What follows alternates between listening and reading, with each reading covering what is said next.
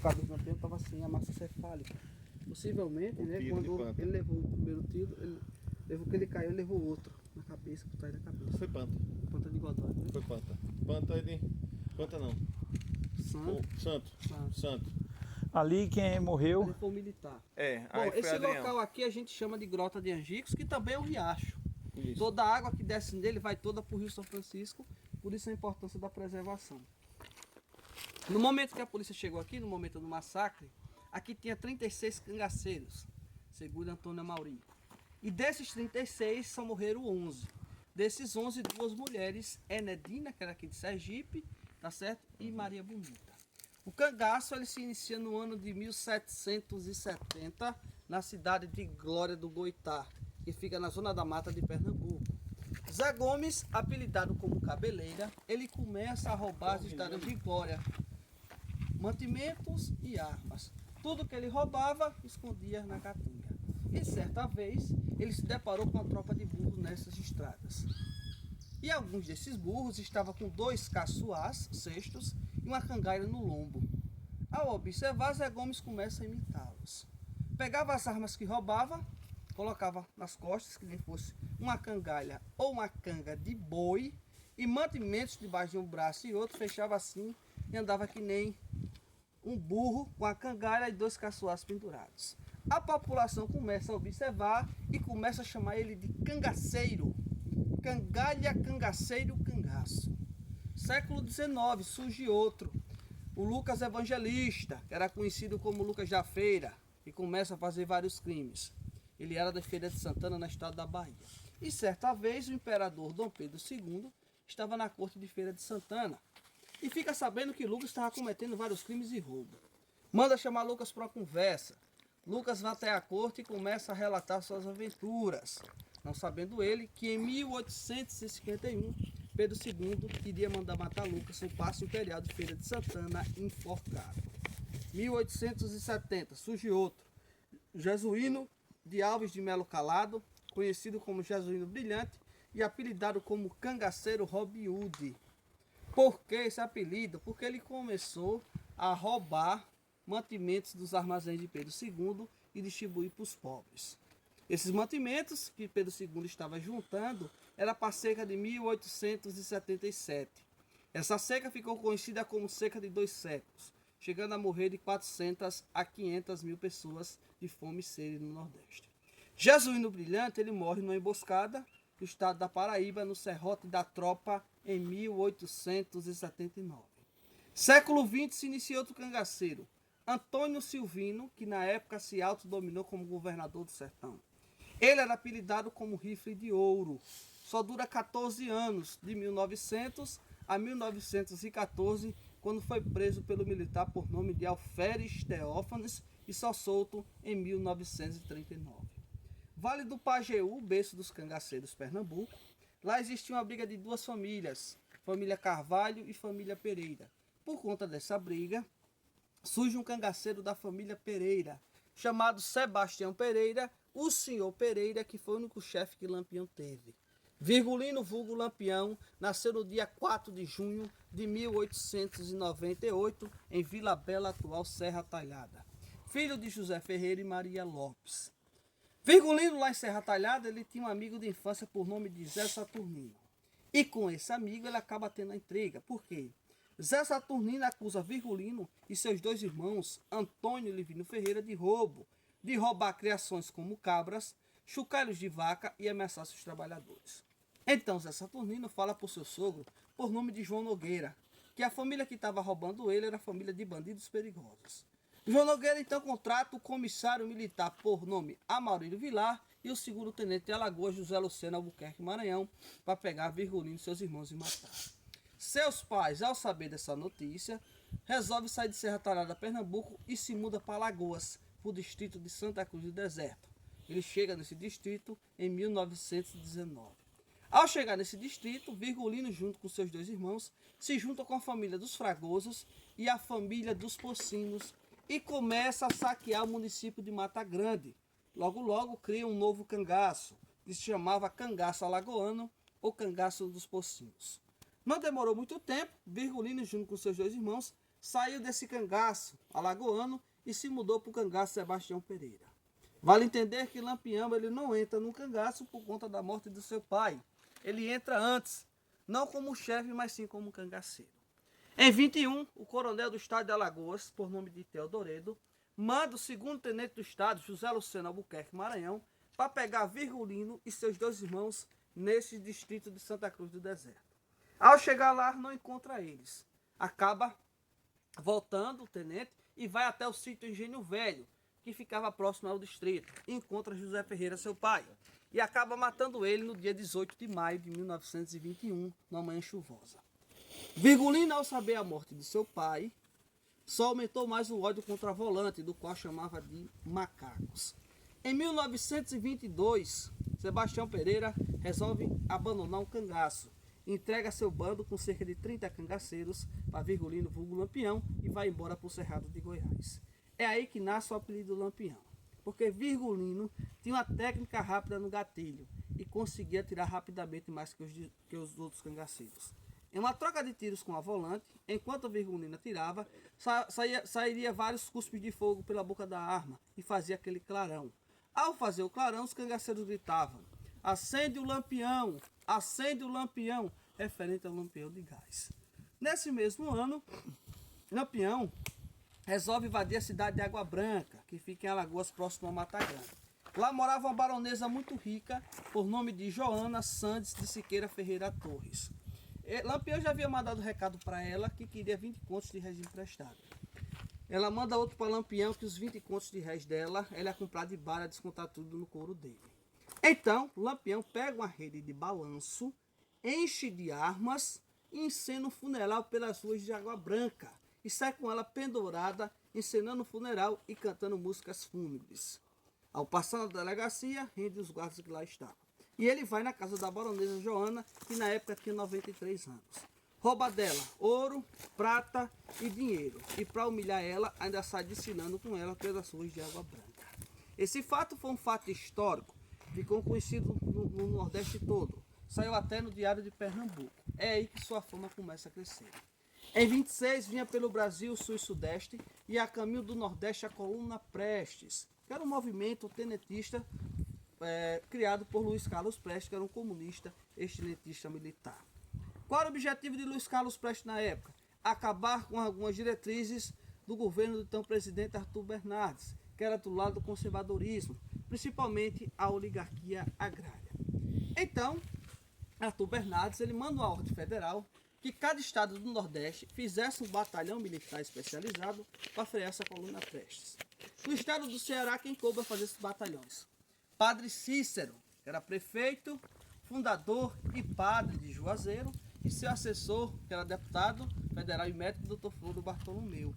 Eles criaram os batalhões patrióticos paramilitar e tiveram a ideia de mandar uma carta redigida por Floro para Lampião, que queria encontrar com ele aqui, queria encontrar ele lá em Juazeiro.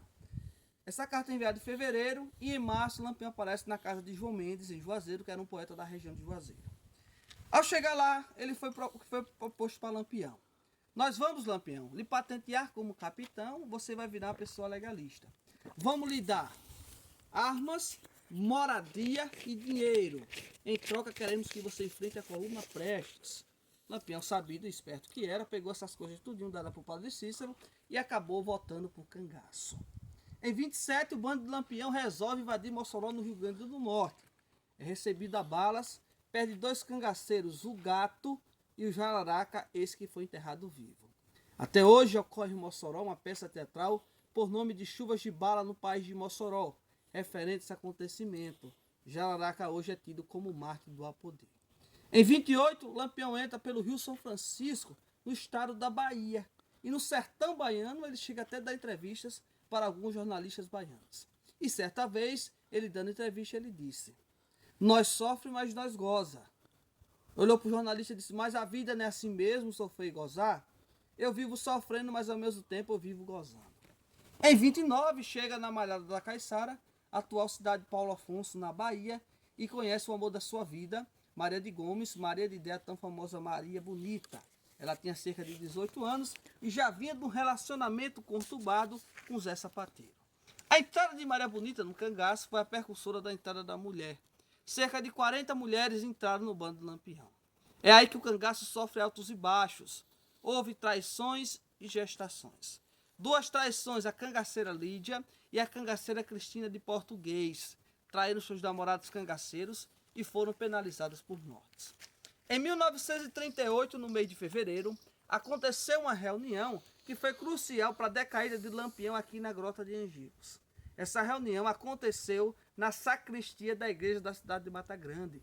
Estava presente Sargento Aniceto, aspirante Francisco Ferreira de Melo, Tenente João Bezerra da Silva e o segundo tenente de Alagoas, José Lucena Maranhão Albuquerque. José Lucena fala assim: nós temos agora que pegar Lampião de qualquer maneira, que agora eu descobri que Lampião quer invadir Minas Gerais e possivelmente ele vai entrar em Minas pelo Rio São Francisco. Como foi que ele descobriu? Pelos Correios. O governo de Alagoas vinha investigando Lampião milimetricamente pelos Correios. Não é à toa que o governo, na época, pede as repartições dos Correios de Pão de Açúcar, Piranhas e Delmiro Gouveia cartas e envia para o 2º Batalhão do Estado, que ficava em Santana do Ipanema. Então, o sargento Aniceto, ele tinha uma noiva em Piranhas, e ele recebeu uma informação que Lampião estaria na Lagoa da Camisa, que fica entre os municípios de Inhapim e Canapi. Ele vai até a Lagoa da Camisa. Ao chegar lá, a informação era falsa. Ele vem e fica na casa da noiva dele. E quando deu 10 horas da noite, ele recebeu um policial na casa dele, batendo no pobre e disse: sargento, tem um rapaz aí fora que quero falar com o senhor. E ele relatou que você passou bem pertinho da casa dele. Então, ele saiu, era Joca Bernardes, que era coiteiro de Curiço, que disse: sargento, eu estava conversando com um pancada dias atrás aqui em Piranhas, e ele me relatou que Lampião tinha atravessado para Sergipe e estava bem pertinho de Piranhas. E também, Pedro de Cano esteve aqui na feira e comprou uma quantidade de queijo além da conta. Isso só pode ser para Lampião. Aperte Pedro que ele está coitando Lampião. Então, no outro dia, por volta de 9 horas da manhã, o sargento Aniceto vai até os Correios, onde trabalhava Valdemar Damasceno e Cira Santos. E chega lá, manda um telegrama para o tenente João Bezerra, que se encontrava em Pedra de Delmiro, atual Delmiro Gouveia. E esse telegrama dizia assim: tudo certo, boi no pasto, venha logo. O tenente, ao perceber esse telegrama, viu que o Lampião estava bem pertinho. Ele vem até Piranhas, tá? Chega perto de Piranhas, ele espera escurecer. Ao escurecer, desce no maior silêncio pelas ruas de Piranhas e entra no armazém. E lá dentro do armazém ele se encontra com o sargento Aniceto. E lá ele deu a ordem: olha, hoje aqui ninguém vai sair, ninguém vai comprar cigarro, ninguém vai avisar nem a mãe nem a pai, todo mundo em puro silêncio. Esse armazém que eles ficaram, hoje fica a Filarmônica da cidade de Piranhas, em frente à casa de Celso Rodrigues. Deu 8 horas da noite, os policiais subiram até a parte alta, arrodearam o morro por nome de Cortume, que era de Zé Cabrito, e saíram descendo e chegaram na praia de Piranhas. Lá eles falaram com Pedro Bengo e Eduardo, que era dono das canoas lá. Ao adquirir cerca de 2 canoas, a 3, os policiais descem rio abaixo, à noite, à procura de Entre Montes, local onde morava o Pedro de Canto. Lá ele tinha uma casa de comércio. Essas canoas são encalhadas bem próximas, Entre Montes, numa ilha, onde tinha um milharal plantado. Os policiais, então, adentraram esse milharal, alguns com fome começam até a comer essas espigas. Então, vai 2 policiais pegar Pedro, Elias Alencar e Bida. E naquela época, os policiais ele tinham um código de chamar suas presas. Ou batiam uma pedra na outra, ou pegavam uma pedra e batiam no tronco. Quando chegar lá perto da casa de Pedro, ele pegou uma pedra e bateu no tronco. Pedro, ao sair, eles responderam: eu vim aqui lhe pegar, que o tenente João Bezerra está lhe esperando lá embaixo. Pedro responde: diga o tenente João Bezerra que eu não vou, que eu estou com febre e está lhe blinando. Se ele quiser vir aqui, ele venha. Os policiais, ao passar essa informação para o tenente João Bezerra, o aspirante responde: eita, homem confiável esse Pedro, viu? Desonrar uma ordem do tenente João Bezerra, ainda quer que ele vá lá. João Bezerra manda outro cabo pegar ele, que hora dessa a gente já está perdendo a caçada. Então, João Bezerra manda 2 policiais e Amaro Preto, que era o seu pistoleiro. E disse: Amaro Preto, vá lá, pega aquele negro e taga ele de cabeça para baixo. Os policiais vai, Amaro Preto chegou lá, pegou Pedro e trouxe ele aos costumes da polícia. Ao chegar na beira do rio, os policiais começam a perguntar a Pedro: olha, sargento, o Joca Bernardes conversou com o sargento aqui, Aniceto, e você comprou um bocado de queijo lá e você está coitando Lampião no Angicos. É melhor você falar que vai ser melhor para vocês. E também, A gente já vem investigando Lampião há muito tempo pelos Correios e a gente tem um telegrama aí que pode ser crucial para você cair. É melhor você relatar. A todo momento o Pedro vai negando. Isso, o tenente João Bezerra disse, aspirante Francisco, e agora? O que é que a gente faz com esse negro? Que ele está negando. O aspirante pegou Pedro junto com Honoratinho e Santo, saiu por dentro do milharal que tinha na beira do rio de Entre Montes, tá? Pegou um punhal, enfiou por trás da orelha de Pedro. Quando estava entrando cerca de meio centímetro, Pedro respondeu, aspirante, pare que eu vou falar em tal homem. Desliga a lanterna que eles vão ver que eles estão bem pertinho aqui do outro lado do rio. A volante portava uma lanterna por nome de Petromax. Ao desligar, Pedro disse, olha, os policiais que estão aqui são poucos. Se vocês forem para Angicos, vão morrer tudinho. Há uma semana atrás, Lampião estava com 60 cangaceiros, mas faltava chegar Zé Sereno, Balão e Criança. Possivelmente estão em 100. Então o tenente João Bezerra disse, aspirante, vamos subir para Piranhas e em outra ocasião a gente desce para Angicos. O aspirante responde, eu não vou não. Se você quiser subir com sua volante, suba, mas eu vou enfrentar Lampião com a volante de Delmiro Gouveia. Então, o tenente João Bezerra resolve acompanhar o aspirante Francisco e saíram de Entre Montes, torturando Pedro, até que em cima, acima do outro espaço, do Ecoparque, onde tinha a casa de Dona Guilhermina, que era irmã de Pedro de Cândido Duval de Rosa. A volante, ao bater a porta, Duval, sem saber que era a volante, gritou de dentro, vocês de novo, a bebida que eu tenho eu já levei, vocês querem mais o quê? A volante desconfia. Quando Durval abre a porta, dá de cara com a volante e se assusta. Seu irmão Pedro, que vinha por trás, tomou a frente da porta e disse, Durval, não adianta mais nada. O que eu tinha de dizer eu já disse, tá? E eles já sabem onde está Lampião. Então eles pegaram o Durval também, subiram e chegaram aqui em Angicos. Antes de subir, tinha policiais que estavam com medo de enfrentar Lampião aqui na grota. Então ele estava até se tremendo. Então o tenente João Bezerra deu uma dose de aguardente a cada um policial e disse, olha, a gente vai subir e lá em cima a gente não vai enfrentar Zé Sereno, nem Luiz Pedro, nem Balão, nem Criança. Nós vamos enfrentar Lampião e você sabe que o negro é uma fera. Então subiram, né? Quando chegaram no Alto das Uburanas, aí foram que dividiram os três grupos. No outro dia, por volta de 5 horas da manhã, 5h15, dia 28, na quinta-feira, Lampião se encontrava aqui por trás dessa pedra, junto com Maria Bonita. Aquela gruta era mais funda. Tinha outros cangaceiros lá, media cerca de 1,70 m mais ou menos de fundura na época. E tinha outros cangaceiros aqui separados. Tinha os cangaceiros por nome de Amoroso e Lampião mandou ele pegar água ali embaixo no poço para Manduá. Ele foi. Ao se abaixar para pegar água no poço, ele foi surpreendido por um militar por nome de Abidom com um tiro. Ao escutar o barulho, Lampião sai por trás da pedra e é surpreendido por balas de menos de 8 metros. Lampião morre com um tiro na região umbilical do lado esquerdo, tá? Com a malta de ferrolho. Quem atirou em Lampião? José Vieira Santos, o neto subiu da baronesa de Água Branca, Joana Santos, o santo. Ao cair, aí começa um massacre que durou cerca de 20 minutos. Maria Bonita leva 2 tiros de panta de Godói, um pegou na virilha e outro de raspão no ombro. Ela não morre na hora. Ele pega ela viva, corta a cabeça dela viva. Adrião Pedro de Souza foi o militar que foi morto aqui, só que foi morto a mando do tenente. Há 2 vertentes da morte dele. Fogo amigo e... Onde era que elétrico estava? Elétrico? Sim. E foi quem atirou em Adrião, né? Disse que... vertente. Nunca vertendo, mas as pessoas falam mais que foi o próprio militar. Também tem por causa do negócio estavam brigando aí, negócio de mulher, traição, negócio de fogo amigo também, que ele estaria também brigando por joia e ouro que foi deixados aqui. 25 cangaceiros aqui fugiram, Riacho subindo. Os que fugiram receberam a anistia de Getúlio Vargas em 40, ficaram um tempo presos e depois foram soltos. Alguns viraram até servidores públicos. 11 cabeças dos 11 cangaceiros foram levadas e expostas nas escadarias do Palácio Dom Pedro II, atual prefeitura de Piranhas. De lá essas cabeças descem no funeral macabro para Maceió. Antes de chegar em Maceió, essas cabeças são expostas na calçada da igreja da cidade de Santana do Ipanema. Chega pessoas, telegrafistas, a tirar foto das cabeças e algumas pessoas começam a jogar sal para salgar essas cabeças. De lá descem no funeral até Maceió.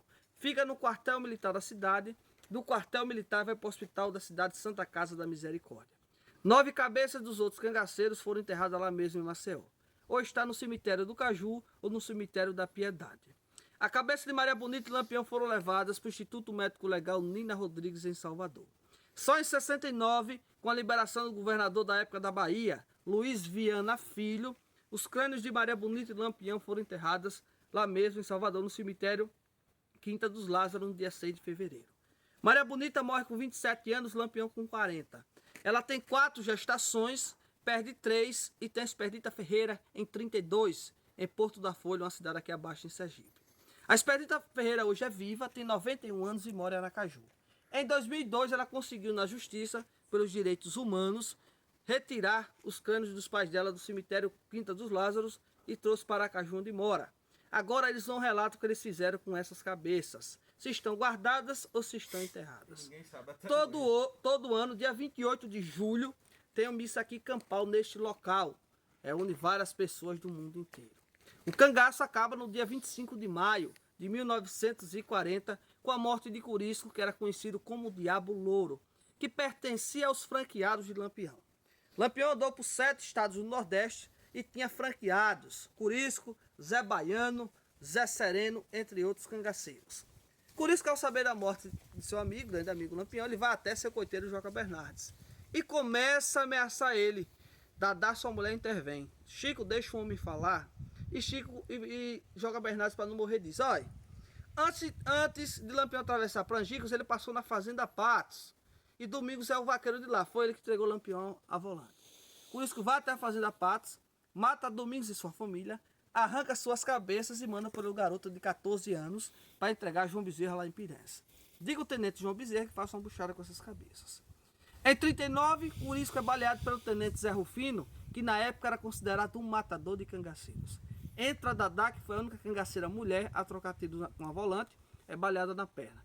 Em 40, os 2 baleados correm para a Barra dos Mendes, Bahia. Falam em se entregar e no dia 25 de maio, Zé Rufino surpreende Curisco e mata ele com a rajada de bala na região da barriga. Dadá é anistiada e depois é solta. Morre com 78 anos em Salvador, na Bahia, em 94, com a perna amputada por conta desse tiro. 11 corpos e um mistério. Até hoje, os 11 corpos dos 11 cangaceiros que estavam aqui não foram encontrados. Autoridades sergipanas tiveram, dias depois do massacre neste local, encontrar os corpos podres de urubu comendo. Possivelmente, esses corpos que ficaram aqui todos ressecados, desceu junto com a água e foi para o Rio São Francisco. Na época não existia ainda a hidrelétrica de Xingó. O rio era muito fundo e forte. Final de Pedro de Cândido. Levou um cala-boca da volante, foi patenteado como subdelegado de Piranhas. Saiu de Trimontes, foi morar em Piranhas e morreu no dia 22 de agosto de 1941 a facadas. 2 hipóteses: queima de arquivo, questão de mulher. Ele também gostava de dar em cima da mulher dos outros. Joca Bernardes recebe a proposta de ser patenteado como delegado, 5 contos de réis no bolso e se embora para Maceió. Ele recusa. Ao recusar, a mulher recusa ele e vai-se embora para São Paulo. Ele morre só, amigo em Piranhas com câncer de boca. Lampião dizia: Bahia e Pernambuco demora um pouco. Alagoas durmo de pijama, em Sergipe eu durmo de cueca. Porque aqui ele tinha apoio da família de Pedro Rosa, Pedro de Cândido, da família Félix aqui de Poço Redondo, dos políticos do Alto Sertão Sergipano, Ercílio Brito e Antônio de Carvalho, e do governador do estado, Eronildes de Carvalho, que dava munições e armas. Por isso ele dizia que Sergipe ele dormia de cueca. Certo? Maravilha. Boa, O boa. cangaço se perdurou por cerca de 5 séculos. Desde o período da colonização do Brasil, Duarte Coelho Pereira, o fundador da capitania do vilarejo de Olinda, já alertava a população para esses saqueadores, bandoleiros e jagunços. Só em 1770, da forma que os cangaceiros levavam suas armas, e nem uma cangalha ou canga de boi, passa a ser chamado de cangaceiros, certo? Lampião era marqueteiro de si mesmo. Roubava para manter seu próprio estilo de vida. Eu sofro, mas eu gozo. Eu sofro, mas eu gozo. Uísque, Rite Roste, perfumes importados de Paris, 70 peças de ouro no chapéu entre a frente e a parte traseira, 8 colares de ouro e prata no pescoço, dente de ouro, anéis, entre outras coisas. Certo? Roubava para manter seu próprio estilo de vida. Ele era dono das suas próprias vendas. Se ele não gostasse do senhor, ele matava aqui, esfaqueado e ia embora. Certo? A arte do cangaço era a arte de matar. Vem do sertanejo. Tudo isso, essa forma de que eles matavam, de esfaqueamento, tudo isso eles pegaram dos chapuyas, que eram povos indígenas que, conhecido como bravinhos, começaram a fazer as seguranças dos holandeses quando começaram a irradiar o Nordeste. Os tupi-guaranis eram mais maleáveis e calminhos. Aí eles contratam os chapuias e eles começaram a fazer esse tipo de crime. Castrava, arrancava a orelha e tudo isso o cangaço foi pegando, certo? Valeu. Obrigado aí pela aula. Você é um estudioso danado. Qual é o seu nome? Bruno, Opa, deixa eu terminar o vídeo aqui. Dando um abraço aqui no Bruno, que nos deu uma aula aqui sobre o cangaço. No lugar mais emblemático, né, do cangaço, que é aqui onde faleceu Lampião. E tem aqui esses locais que fica o memorial, né, da morte de Lampião. O local onde ele morreu, onde morreu também ali o soldado Adrião. De uma ruma de historiador vindo daqui, né? historiador.